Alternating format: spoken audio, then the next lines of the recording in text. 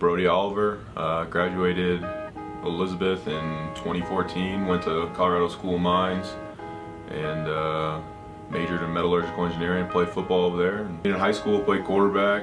Coach Klein was the head coach at the time with Coach Buzz, and loved it. We had some really great teams.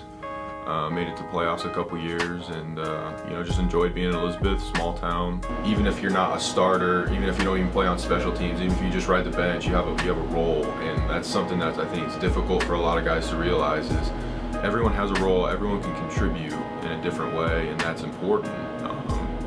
It's important to realize your role, and even if that's your role right now, it can always change. You can always get better, and especially in sports, there's injuries all the time, so you always have to be ready to go. But no matter what, every person on a team is contributing, and that's something I think that was difficult to realize growing up.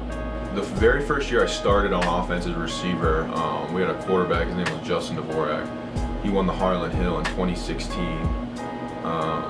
Unbelievable player. He threw for like 53 touchdowns, but that year I think I caught like 26 touchdowns. It was a regular season record for our conference, most touchdowns caught in a season.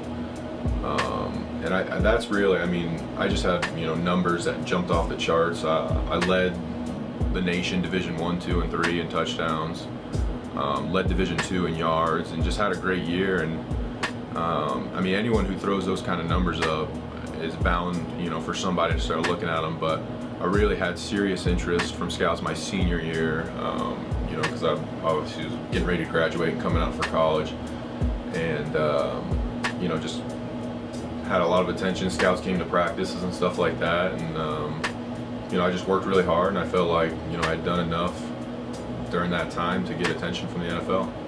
Always being on time, always doing the right thing, not going out and partying when some other kids would or whatever.